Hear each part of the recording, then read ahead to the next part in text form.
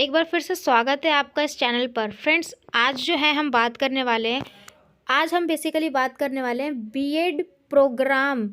ठीक है, और बीएड प्रोग्राम का हम एक एंट्रेंस टेस्ट होता है आपका, और ये एंट्रेंस टेस्ट पेपर है 2012 का। यानी कि हम इस वीडियो में ये जानेंगे कि अगर आप बीएड एंट्रेंस की तैयारी कर रहे हो, बीएड एंट्रेंस अगर आपको निकालना है तो उसमें किस किस तरीके से क्वेश्चन आते हैं, क्या एग्जाम पैटर्न रहता है, किस तरीके की मार्किंग स्कीम रहती है, ऑल ओवर चीज़ें थोड़ा बहुत हम यहाँ पे डिस्कस करेंगे। तो अगर आपने वीडियो को या फिर चैनल को अभी तक सब्सक्राइब नहीं किया तो मेक श्योर आप पहले ज़रूर सब्सक्राइब कर ले, क्योंकि आने वाली सभी वीडियोस आप तक सबसे पहले पहुंचेगी।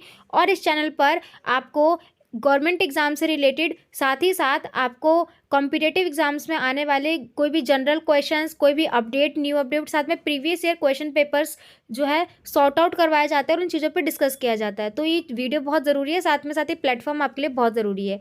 तो जाते जाते आप प्लीज़ इस चैनल को सब्सक्राइब ज़रूर करके जाएगा। और अभी जो है रात के बज रहे हैं 12:30, तो आप लोगों के लिए हम लोग इतनी मेहनत कर रहे हैं कि रात में एट द स्टॉप हम आकर के आपके लिए वीडियोस बनाते हैं, ताकि आपको आपकी स्टडी में और बेटर आप लोग कर पाओ और अच्छे लेवल की अंडरस्टैंडिंग बेटर हो। तो इस वजह से आपके लिए हम लोग इतनी मेहनत कर रहे हैं, तो बदले में हमें आपसे सिर्फ थोड़ा सा प्यार चाहिए, और सिर्फ ये चाहिए कि आप जाते जाते इस चैनल की वीडियोस को, इस वीडियो को लाइक और एक सब्सक्राइब जरूर करके जाएं। तो देर ना करते पेपर है ये, हम इसी के ऊपर बात करेंगे। बीएड, आपको पता है कि बीएड कभी भी हम करते हैं वो भी कहाँ से, ड्यू से। अगर आप बीएड करते हो तो ड्यू कभी भी मेरिट लिस्ट देता नहीं है, डायरेक्ट अब वो ज्वाइनिंग नहीं करवाता। वो कहता है कि ठीक है मैं तुम्हें अपने पास रखूंगा, लेकिन तुम मेरा एक पेपर पास करके आओ।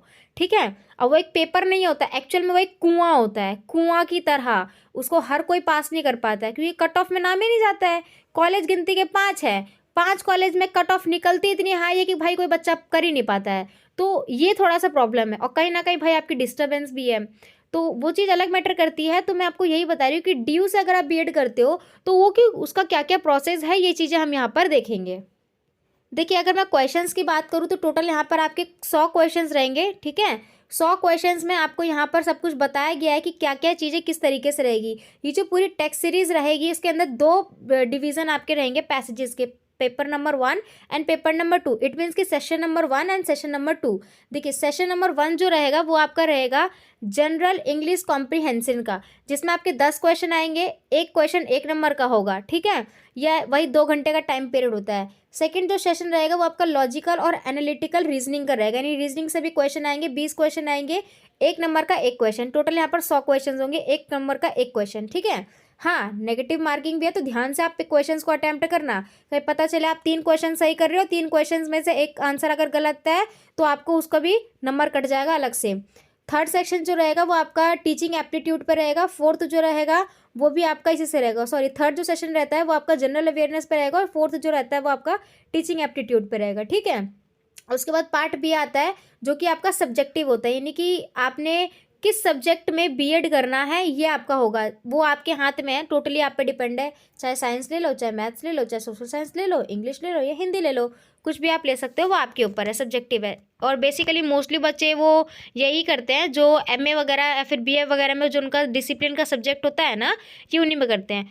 और सबसे बड़ी बात कि यहाँ पर आपके पूरे क्वेश्चंस जो रहते हैं ओएमआर क्वेश्चंस रहते हैं। आप कहोगे ओएमआर क्वेश्चंस कौन से होते हैं? ओएमआर जो क्वेश्चंस होते हैं ना, ऑप्शंस बेस्ड होते हैं। ठीक है, तो थोड़ा बहुत यहाँ पे आपको गाइडेंस भी स्टार्टिंग की, पूरा पेपर ही मैं आपको दिखा रही हूँ, इस तरीके से ही पूरा पेपर होता है। शुरुआत में 2-3 पन्ने जो रहेंगे ना, वो आपकी पूरी इंस्ट्रक्शन पे रहेंगे, ताकि आप वहाँ पे कोई गलती ना कर पाओ। देखो यहाँ पे पूरी तरीके से लिखा है, पूरी सूचना HB पेंसिल द्वारा भरी जानी चाहिए, यानी कि वहाँ पे आपको पेंसिल का यूज़ करना है।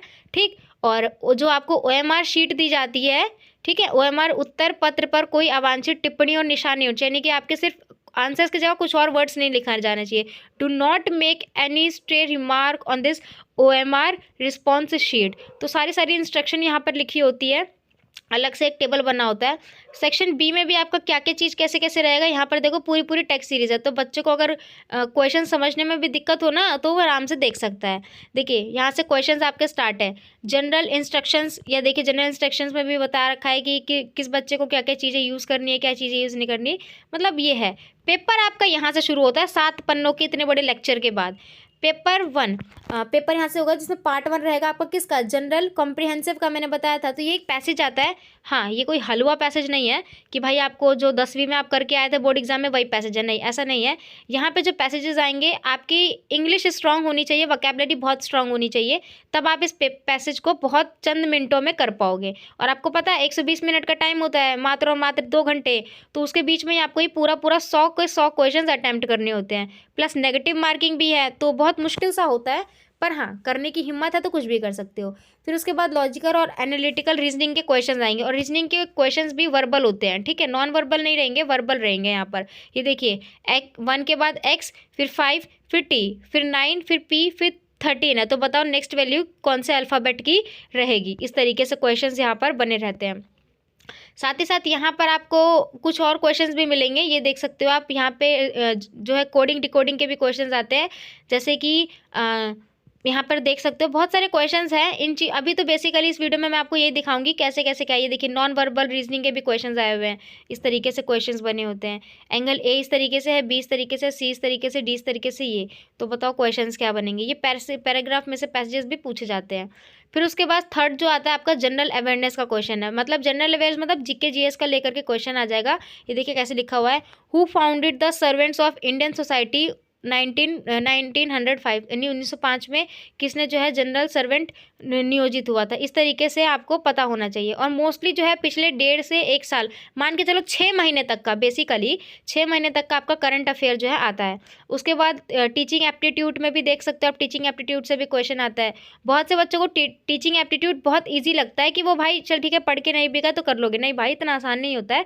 एटलीस्ट उस पर भी आप अपना स्टार्टिंग का 15 दिन, 10 से 15 दिन आप दे करके जाओ, तभी आप टीचिंग एप्टीट्यूड के क्वेश्चंस को कर पाओगे, क्योंकि थ्योरी बेस्ड होता है, कुछ बच्चे समझ नहीं पाते हैं इस तरीके से। उसके बाद तो जो आपका पार्ट भी रहेगा वो सब्जेक्टिव रहेगा, साइंस है, सोशल साइंस है, वो अलग अलग लेवल पे रहता है। तो बेसिकली हमने यहाँ पर ये देख लिया कि बीएड एंट्रेंस का जो पेपर रहता है वो किस तरीके से रहता है, और आपको किस तरीके से अपने पेपर्स को देखना होता है। सिर्फ और सिर्फ हमने आइडिया लिया है। अब देखिए, हम एक एक क्वेश्चंस को भी अटेम्प्ट करेंगे। अगर आपको ऐसी वीडियो चाहिए जिसमें आपको क्वेश्चंस साथ ही साथ आंसर, जैसे एग्जांपल के लिए मान लीजिए यहाँ पे पैसेज दिया गया था, ठीक है, इस पैसेज का आपको आंसर चाहिए कि इस क्वेश्चंस का क्या आंसर हो सकता है, इस क्वेश्चन का क्या आंसर। अगर आपको इस टाइप की वीडियो चाहिए, इस टाइप की भी स्टडी मटेरियल चाहिए, तो आप हम मुझे कमेंट करके बताइए, मेक श्योर हम उस पर ज़रूर वीडियोज़ लेकर के आएंगे। बाकी मिलते हैं नेक्स्ट वीडियो में इसी टाइप की और वीडियोज़ के लिए।